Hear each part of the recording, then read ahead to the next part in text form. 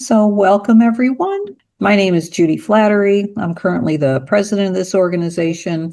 We are a 501c3 nonprofit. Let me tell you a little bit about the Humanist Society of Santa Barbara. We do have a website. We also have a meetup site where you can see our upcoming events. And we do record these videos and post them on our YouTube channel so that if you ever miss one of our presentations, you can catch up with it by watching it on YouTube. I'll turn it over to Margaret to introduce the Free Thought Society, who's co-hosting this meeting with us today. Hello, everyone. On behalf of the Free Thought Society, as its founder, as well as the current president, welcome to the February 15th event featuring my friend Thomas Dixon. We are so pleased to be co-hosting this event with the Humanist Society of Santa Barbara. And like the Humanist Society of Santa Barbara, the Free Thought Society is a 501c3 educational nonprofit organization. We were founded almost 35 years ago. You can find us at the web at www.ftsociety.org. And to thank you for attending today, the Free Thought Society is offering a complimentary e-zine to all who are interested in what we do, what we advocate, what we offer, and we do have volunteer opportunities as well. The Free Thought Society e-zine is published quarterly.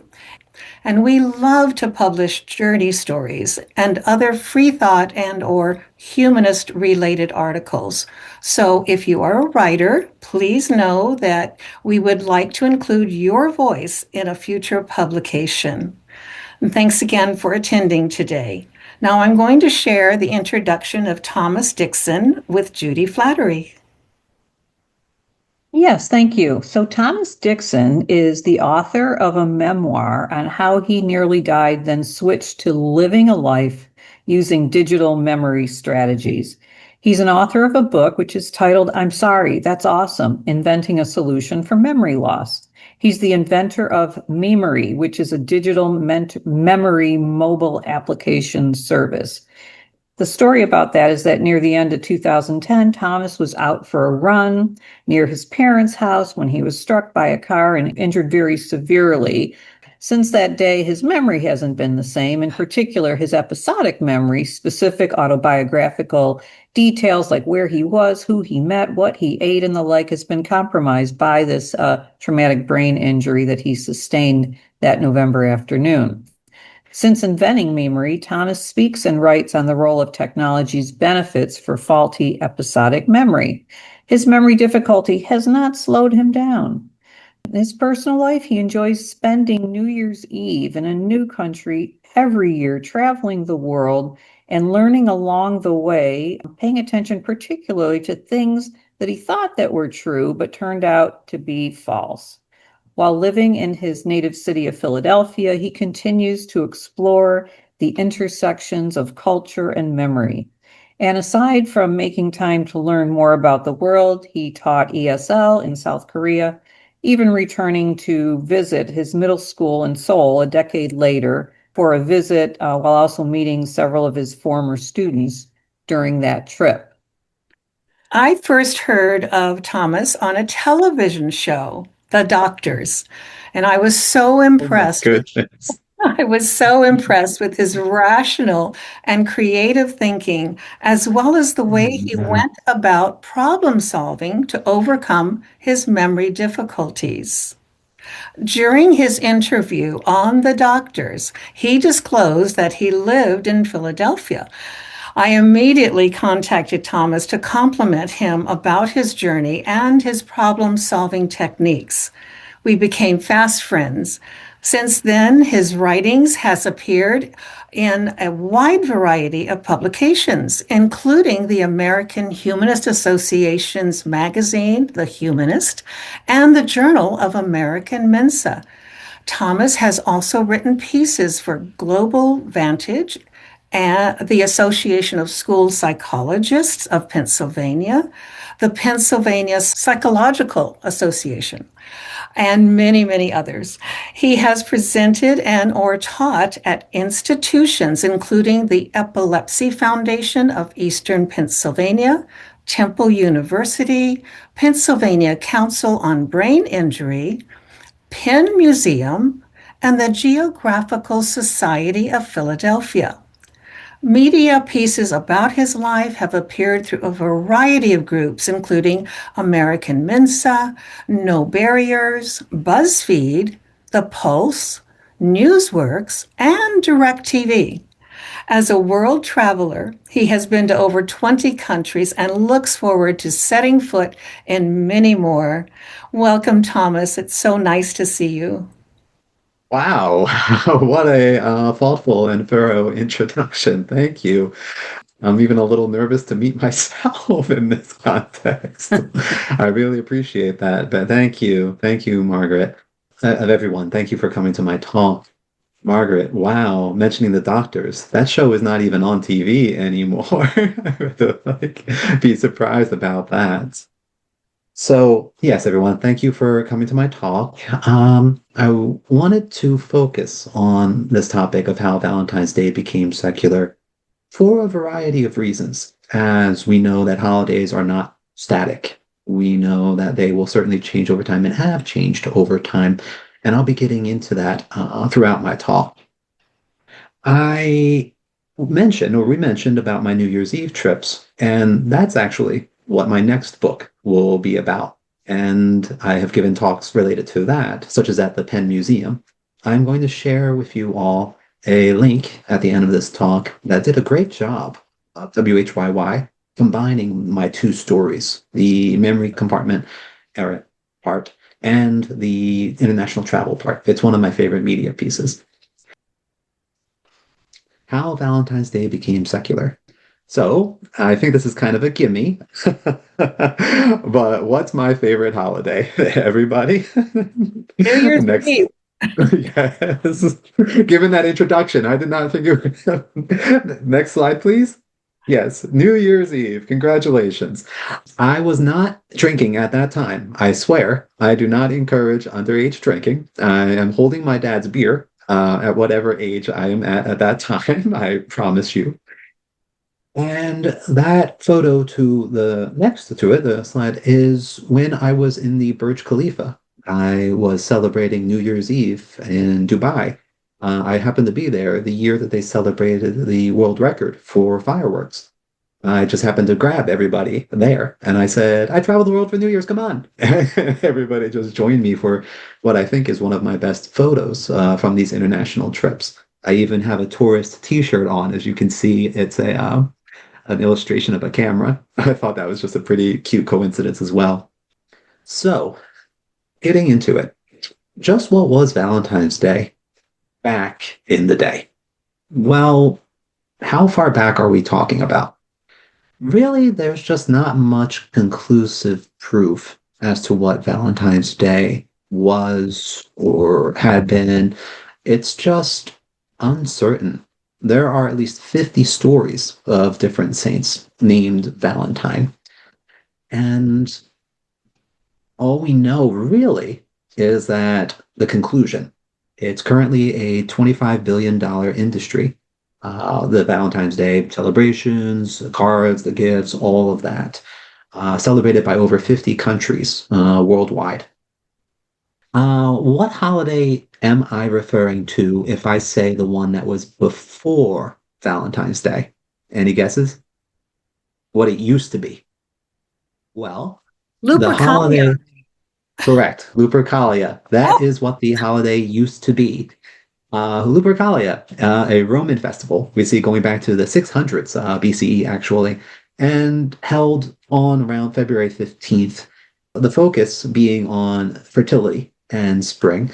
And boy, did the Romans act in a certain way. You would not be surprised, really, to think of animal sacrifices as part of the holiday, as could be expected, and then, well, games. Maybe not Yahtzee, but other games you would imagine. Not Preferred, obviously not appropriate, but they would strike young women with animal skin in order to increase their fertility. And that being the idea of what would work. And then by the 5th century, Lupercalia became absorbed into Christianity. And then it took hundreds of years later for it to have romantic meaning. This happens a lot, as you can see in cultures, that rather than trying to stop the group from celebrating a holiday that they have been celebrating historically, co-opt it, absorb it, turn it into what is a holiday that your group can celebrate as well, and then get everybody on a similar enough page.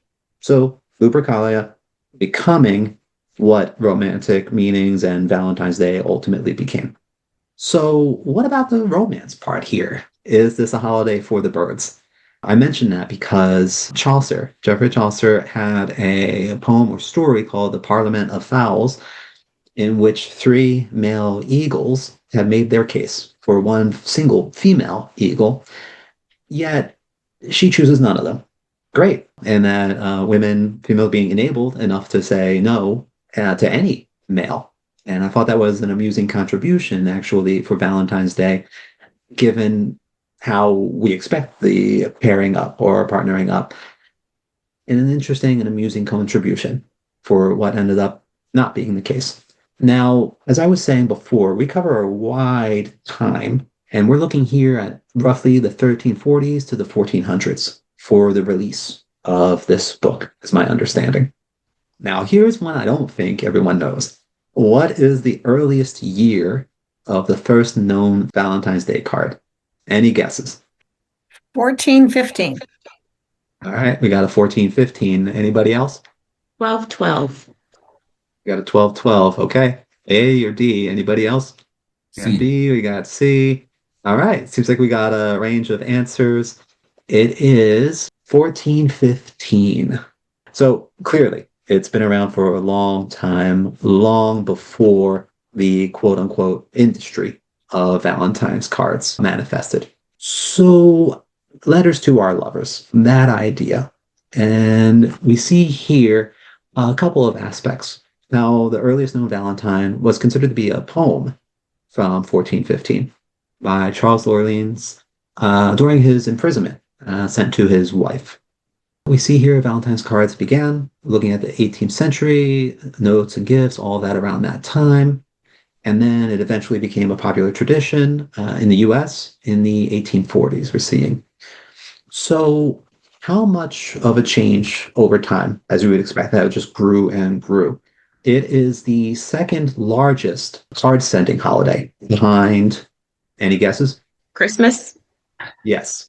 Considering I'm not going to count everyone's birthdays as different holidays, yes, it is the second largest card sending holiday behind Christmas. Oh. I was looking into it and I watched from a documentary preparing for this talk, a documentary from 2024 that shared how 1 billion cards are sent worldwide per year. So that was quite a surprise for me. Now we can get into a bit of Valentine's Day symbols, all the things that we know. And I was curious getting ready for this talk, exactly where did all of these symbols come from? Everything that we associate with Valentine's Day. How did each one of these begin? If we're looking at red roses, it became recognized in a sense of flower languages. In the 1800s England, the flowers and the colors having various meanings. I read here about how Lady Montagu wrote letters home infusing over a version of the Turkish, so originating from Turkey perhaps, flower language. But she had seemed to misinterpret the custom, which actually had more to do with rhyming words than about the flowers themselves. However, that concept of flower languages caught on, and roses became ever more tightly linked to romantic love, as you could imagine. Now, Cupid, that relates back to Greek mythology, as adopted by the Romans. Eros, the more recent iteration of the god, became a cute little kid named Cupid. And that happened to be a synonym, which translated also to the word desire. I thought that was intriguing. I learned quite a bit getting into this talk, thankfully. And then we have chocolates, how that became more of a snack instead of how it originated as a drink, considered. And we see here that in 1861, a British chocolatier, Richard Cadbury, maybe relation, no relation, Cadbury eggs, who knows, began producing beautifully designed packages that were known as fancy boxes. And then 7 years later, in 1868, he applied those ideas to the first heart-shaped boxes of chocolates for Valentine's Day. I tried to add some questions here. How much were people expected to spend on Valentine's Day this year? And if anyone is still getting deeply discounted chocolates, maybe we can add to that total. But what was the guess for how much people were going to spend? Any guesses? A. Okay. A. Everyone else? I'll go with D. D. Okay. C. So yes, of course, that is still considered an epic amount of money, I would say. Yeah, of course, quite a bit of money, as you can imagine. Worldwide, as we were saying, 50 countries. I just have to imagine that that's the US alone. If 50 countries and 28.5 billion, it must be so much more than that. People are not spending that much money maybe on St. Patrick's Day unless, they're getting into drinking, which I don't do. So who knows? We associated, and I've talked about what Valentine's Day is here, or maybe in England or other cultures similar to our own, more so similar to our own. But what about cultural variations? There are definitely many, many cultural variations related to Valentine's Day. Going into this, found a couple of cute notions and ideas. We see here how the Danish people, leading up to Valentine's Day, would press white flowers called snowdrops. And that would signify the beginning of spring as well. So we're seeing that in Denmark. I thought this was particularly funny and either disappointing or impressive, maybe, that people in Japan may gift chocolates. Women would gift chocolates, differentiating between the people that they felt that they had to give chocolates to as an obligation, like their coworkers, and the people that they had romantic interest for. Distinction of honmei for the romantic interest and giri for those that they maybe worked with, coworkers. Mexico, it can be called El Dia del Amor y la Amistad, the Day of Love and Friendship, and therefore celebrating much more as friends and family even, rather than romantic. We talked about Valentine's Day traditions. The first Valentine's Day card we see was France, and we're looking at 1415, as I was mentioning, the imprisoned and being sent to his wife. And now that area, the St. Valentine area, has a 3-day festival for the holiday. In South Africa, I was able to see that it was customary for women to write their love's name on paper and attach it to their sleeves. I had never heard of this tradition. And they would write their crush's name and wear it on their sleeves in hopes that the love is reciprocated. Wear your heart on your sleeve, I guess, right? I don't know if that's where that came from. I don't think it is, but now it has that meaning too. Yet, it should not go without saying, it should be expressed how much Valentine's Day is also not for couples, not for partnered people. I had to make a slide about that because we are simply seeing more and more that is the case. That there is room or space, or that there could be, or even should be, for people who are single or wanting to celebrate Valentine's Day in a single way. We see that more and more ads are showing friendships instead and showing fondness for people. I think I've been getting, I have, no, I actually don't think I know. I've been getting texts from friends more and more that would say, Happy Valentine's Day. Hope you're doing well. How's your partner doing? All of that. Not strictly for love interest. That and also a lot of self-love is what we could be seeing for Valentine's Day. Rather than people, shuffling off and feeling sad for themselves or feeling isolated, they can instead reinforce a feeling of self-worth, of value, and people could do that for everybody else, regardless of romantic or other love that they may have currently. At this moment, most people nowadays do not consider Valentine's Day a religious holiday whatsoever, and definitely not in the ways that I had been describing earlier in the talk. How did this happen? Well, I suggest that Valentine's Day became secular to fit around us as we've become increasingly secular. we have that sense. We're left with a sense that we can celebrate these holidays without being religious, yet also without religions going away necessarily. This is what we're seeing a lot of people, that more and more people are not strictly defining with a particular religion, per se, but they're still feeling a religious connection of sorts. They're still feeling religious without strict lines. I think this is what I'm seeing overall culturally, and I'd be glad to talk with you about that as well. Next slide. So what's next with Valentine's Day and us? And that was exactly what I was just talking about. And I thought there was a slide about that. Many people will have religious beliefs and participation even, yet not a clear identification. And we're seeing this overall globally as relates to secularization. This is just a continuation of history. Faiths, religions absorb. And I think that that is happening here as well, that the absorption is more acceptable than the elimination in terms of our global population, our individual population, all of it as relates to what role faith, spirituality, religion have in our modern lives. More and more, Valentine's Day has had a greater appeal as the religious aspects have faded away. And then, like a cycle, circular, the religious aspects further fade away as the secular sense of Valentine's Day is increasingly acknowledged instead. Are you concerned about any of this? Are you worried? My advice, given how's the day after Valentine's Day, go buy yourself some discounted chocolates, flowers, and anything else you're in the mood for, rather than being strictly concerned about any of this in any particular way. Okay? So I was wondering, as this is a talk, as I'm a secular person, and this is a talk for many secular individuals, do secular people celebrate Valentine's Day differently? Not as far as I can tell.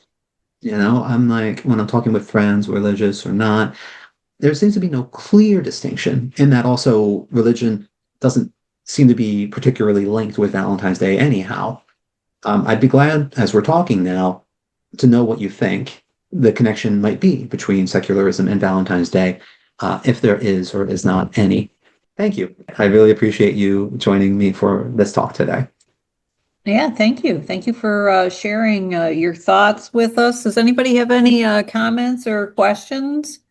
Yeah, you said that there were many different versions of Saint Valentine. Was there ever an official Catholic Saint Valentine? And if so, how did he become a saint?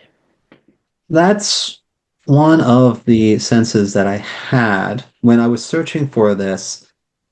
There was a 3rd century Roman Saint Valentine, yet then, as I was sharing in the talk, the various versions over time about which one there was. I'm going back to my slides. So, to answer your question, I'm seeing here that there are at least 50 different stories of different saints named Valentine. So, to pin it on one particular saint is difficult to say. As I started doing the research for this, doing the work for this, it was instead, well, it could be this one, or actually it could be that one, or over time we thought it was this and I thought it was that. It was just nebulous, really. Also, the nature of the Valentine's Day, it was St. Valentine's feast day. So much of a focus was instead on feasting rather than adoration, rather than love per se. Yeah. Any other comments or questions? I mean, certainly, growing up Catholic, I don't remember ever having to go to church on St. Valentine's Day. We've heard of the St. Valentine's Day massacre, for example, so we know there's a saint associated with it, but it wasn't, in my memory, a holy day of obligation or anything like that. I only just remember it as a secular holiday. So, Right, exactly. Was that, I forgot about that, the St. Valentine's Day massacre. Was that in Ireland? Was that in England? Where was it? I don't I forget remember. where Was that that a was. I think Chicago it was thing? Chicago. It was in Chicago. And it was in Chicago, and just called the St. Valentine's Day Massacre because that's the day that it occurred, not because it was in honor of St. Valentine. I had read very grisly descriptions of what happened to the actual St. Valentine that tends to pop up on Facebook every year about this time, and don't you feel silly sending roses and chocolates to honor somebody who was, I don't know, decapitated and ground between stones and fed to the birds. I mean, all kinds of horrible things allegedly happened to this Saint Valentine. Anyway, I'll go back to mute. All right, Clyde. Yeah. You have I was saying Clyde has a question. Yeah. Hi, Clyde. Do you have? I found your book on Amazon. I also found it on Audible. So I listen to a lot of Audible books. So I'm gonna definitely listen to your book.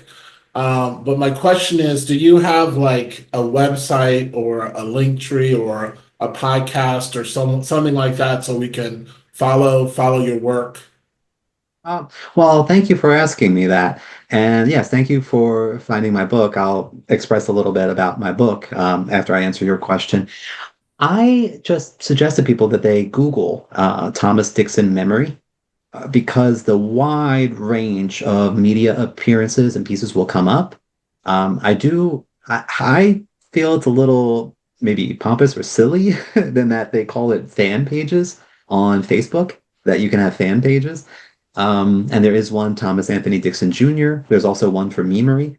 I call them media pages when I'm giving talks or presentations because I just feel silly saying it's a fan page.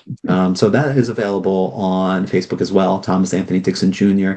And I separated it from my personal page because when I started getting out there, people tried to add me on Facebook, and that felt really weird to people all over the world who you don't know them. Like Facebook being that semi-private space where obviously it's not private. Also, it's not just public, depending on how you set up your profile. So that's why I separated it too. Yeah. Did I answer your question? Was there something else there? Oh, I didn't. Okay, I will follow your fit, and it's appropriate. I got a little confused. I should follow your fan page, or I should not. No. You should follow my fan page. Okay. That one is Thomas Anthony Dixon Jr. What I was saying is I created the fan page to separate it from my personal page. Okay, that makes sense. So the fan page is where I am posting everything public. That's where I am. So yeah, if you find Thomas Anthony Dixon Jr., that is the page. I welcome you to follow that. I mentioned this talk there. Like, yes, definitely please add that there. And I welcome you to reach out to me there. So thank you. Yes, I really appreciate that. Great. Margaret, did you have another comment? Yes. When I became a secular officiant, doing weddings and so forth, I did look into St. Patrick or St. Valentine's Day, and I found out that there is one story where in Rome, all the men were being sent out to war, and they were forbidden to have wives. But secretly, this Saint Valentine actually conducted marriages with Roman soldiers about to leave for war. The thinking was that if a potential soldier was recruited, they would not want to leave if they had a wife. And that's why weddings were restricted at the time. But that's one of the rumors I heard about Saint Valentine's Day. Yes, Margaret, that is what I heard as well. I was going to share about that too. Thank you for bringing that point up. The idea that single men made for better soldiers rather than married men who might be tied to an area that they would want to go back to and would be thinking about instead of fighting the war. Right. So, yes. And then that was the idea of the clandestine. How do you support love? How do you keep love, the version of love, thriving when you instead are fighting some battle? And how could they help them do that? So yes. How many times Valentine's Day can be associated with tense love? Is that the word I want to call it? Or like forbidden love of a sort, Yeah.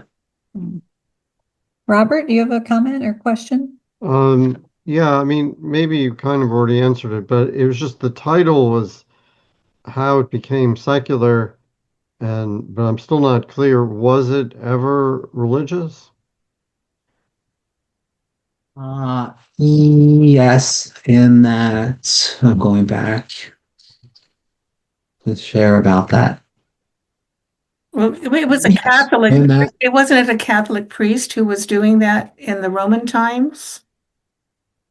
it was, well, when we were sharing if it was religious or not, I was going into what it became, right? That's why we were talking about Lupercalia and how it had that sense of fertility and spring and the religious components to it, and then it becoming absorbed into Christianity. So, and then hundreds of years later, it had the romantic meanings. So it was initially about fertility, spring, as I mentioned, trying to make women more fertile, because that was what the ritualistic slapping was about, bestowing fertility. And it was here, thank you for asking, in 5th century, as a result to perhaps Christianize the holiday, Pope Gelasius had declared February 14th as St. Valentine's Day. And this was not a big surprise, as you can imagine. So many holidays, as I was mentioning, become something else as an attempt to subvert them. This has happened what we see in New Year's Day and Christmas. Christmas with Saturnalia, as the skepticism was emerging around that time, right? Why would the shepherds be watching their flocks in December instead of being in their pens? That's one of the criticisms. Carnival and Mardi Gras, Halloween, weddings, who knows what else. We see the holidays being taken over and turned into other holidays. So yes, how it had that religious component before, Lupercalia, and then hundreds of years later, after it absorbed Christianity, and then hundreds of years later, having no real religious connection for pretty much everybody, right? Quote unquote, everybody. Great. Thank you. Thank you so much, Thomas, for sharing your thoughts about this, the history that you have with us, some of the different traditions we have around Valentine's Day. Very much appreciate your time and sharing this with us and putting this talk together. Yeah, thank you. It was really a pleasure. I wanted to say thank you for the opportunity. It was really fun diving into this. I'm very interested, particularly as it relates to the New Year's trips, but in what I'm wrong about. And this was a chance to learn a lot more about Valentine's Day than I've ever known. And now I can be that person at the bar, at the friend who talks too much about the holiday that you did not need to know so much about. People who say they did not need to know about Lupercalia. Well, now they can know more about Lupercalia than they need to know than I needed to know, honestly. But hey, it helped. It prepared, right? Thanks. Great. Thanks, Well, great talk. I would love to give some time to Thomas Dixon to show us some of his memorabilia from all the countries that he's visited on New Year's Eve. Thank you for staying around. I really appreciate it. This is a link. Not sure if we have it already, but I wanted to share it as well. The WHYY piece, I feel, does an excellent job of combining my two narratives, the episodic memory loss that I live with and the New Year's Eve travel. I feel like they do a great job of combining the two. And with that, I was going to show you some of the cool, curious things that I've got from over the years. So I actually started going on these trips because of my college girlfriend. She's from Taiwan. Winter break, I went to go visit her family. And what happened? New Year's Eve, I walk around and nothing's happening. And I said, what am I wrong about? This is really bad. I'm a psychology major. This was years before the Weird paper, that Western, educated, industrialized, rich, democratic criticisms of a lot of research. So I said, okay, I'm going to travel. I'm going to find out what I'm wrong about. And I've been doing it by spending New Year's in a new country every year. The rules are really simple. Country I've never been to, safe enough, variety, and doesn't matter if they celebrate New Year's or not. So on that note, I've been to a wide range of places. I can collect magnets that I think are more interesting. Here, this is for Berlin. I was at Brandenburg Gate. That's one of their famous gates or sites, as you could imagine. Morocco, that was my first African country I've been to. And I like this. Sort of collected cute teapot, tea set, table magnet going on there. I was just recently in Costa Rica with my friend, and they always say Pura Vida, or the sweet life, the pure life. So I was very fond of that magnet too. And the year that I was in Dubai, the United Arab Emirates, where they set the world record for fireworks, I picked up this Happy New Year, the Burj Khalifa, the world's tallest building. Magnet, this is one of my favorites, as you can imagine. Now, going beyond just magnets, I am a fan of curious little pieces here and there. I like this. Germany are being known for their walking man sign. I thought that was cool to have something at least transformational, because that's what something you could see a lot in Berlin. Some things can be rather timely, and I had to get them because of world events. So you can imagine COVID. I got a Aruba face mask as we're going through the COVID times, the COVID era, once we were able to start traveling again. And one of their phrases is they call themselves a happy island, the one happy island, and you go, you know. It's something that they're known for as well. But then on the bigger side, I went to Yasaka Shrine in Japan from 2007 to 2008, and I was able to get this souvenir that I thought was pretty neat. Bow and arrow, and I'm sure if the text is clear, but the friends, people I went with visiting then, that was a very cool souvenir. I'm very glad I still have this. I take it you were not able to put that on a carry-on. It would have to be packed. No, actually, I got really good at arm strength, and I just pulled as far as I could, and then it landed at my apartment back in Philadelphia. So I'm really glad for that one. And lastly, I had to go to a Mexican wrestling match when I was in Mexico City, because why not? And I got myself a Mexican wrestling face mask that I wore one time, I want to say here in Philadelphia. I think it was on April Fool's Day that I wore like a wrestling costume and I walked around wearing a wrestling face mask because why not? All right. And the character that was there in one of the characters at the Mexican wrestling match, very popular, was Maximo Sexy. And the crowd would be cheering and chanting Maximo, Maximo. So the memories that I've gathered from over the years are very heartfelt. And if you have any recommendations for travel, let me know. As I already explained the rules, feel free to let me know. I'd be glad to hear them. And thank you. Yeah. Do you ever wear that mask in the Mummers Day parade in Philadelphia? Do they still have that? Ooh, they do still have that, but then I'm not in the country, right? So I have to do it for other celebrations. Maybe if I do it for St. Patrick's Day parade, or maybe if I do it for other major parades, like that I would have be a place where you can wear it. Why don't you plan on attending the next Secular Day of the Dead? And by the way, I'll send you Jill Sobiel's beautiful song, Mexican Wrestler. It's really good. But anyway, the Secular Day of the Dead, we have taken it from a religious cultural experience to secular cultural experience.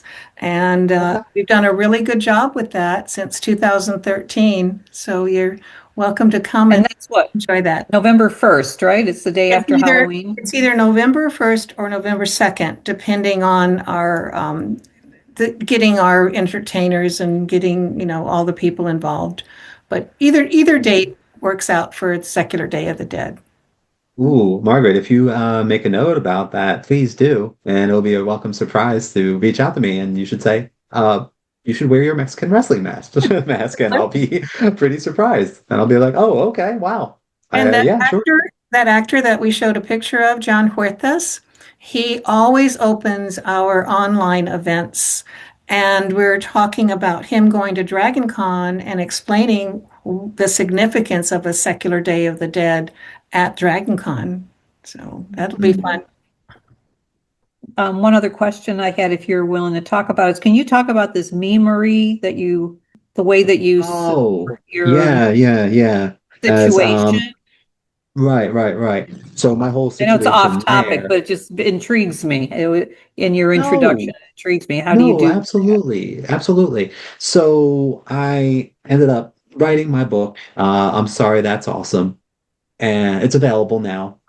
It's available. They have the Amazon page. I know Amazon, but that's what it is. It's available ebook, audiobook, and soft cover. It all goes back to November 22nd, 2010. Being hit by the car, living with severe episodic memory loss. And after doctors said, write your memory in notebooks, I said that why? It's 2010. I used Twitter privately instead as my memory. And I spoke openly, publicly about living with a Twitter memory. And people were very interested in that. And yeah. And ever since then, I went to Temple for graduate school. They had an idea incubator space called Blackstone Launchpad. And I said I have an idea for a mobile app. And that began with ME.mory, and where ME.mory began and turned into. I can share in the chat here. I have one of my favorite documentary appearances. They did a great job. This was back in the earlier days of ME.mory. And it's called The Observed Life. This was the DirecTV appearance that Margaret was sharing about. So there's the YouTube link in the chat.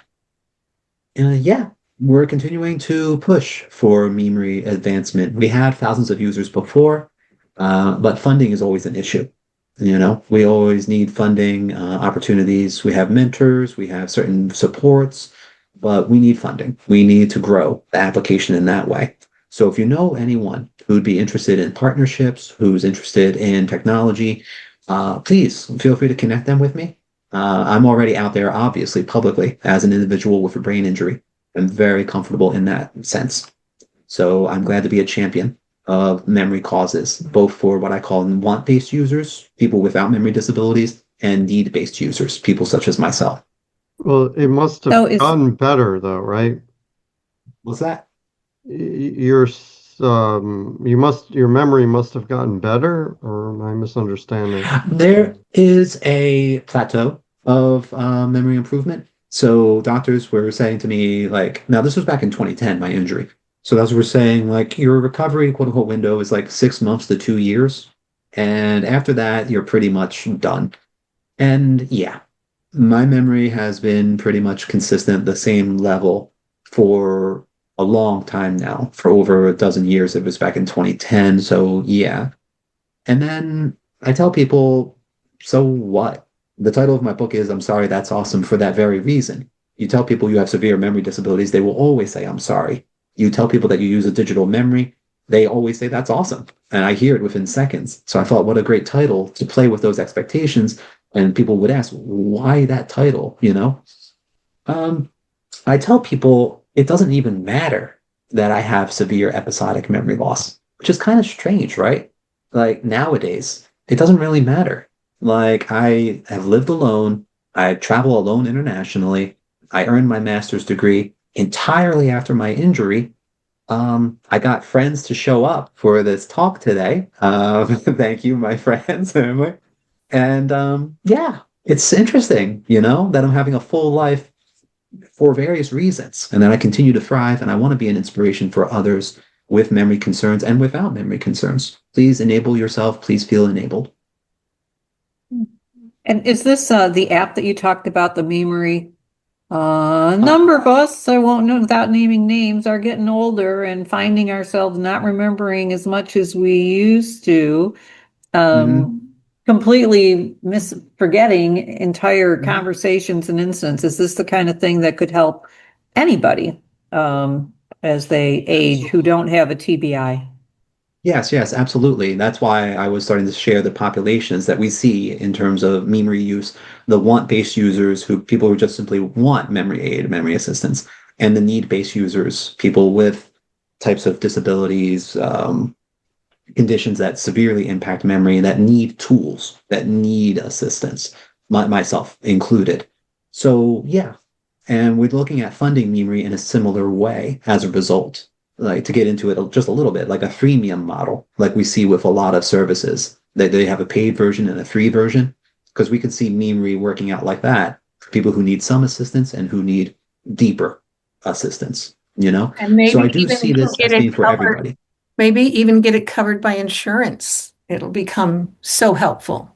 Yes, that is something that when I've given presentations and talks and I've spoken with individual groups, yes, that is a consideration as well. Partnerships, another term is white labeling. So a company takes it and then they put their name on it. So that's another possibility. Yeah, I'm definitely interested. And I will continue to speak publicly. I will continue to give talks. I will continue to apply for funding.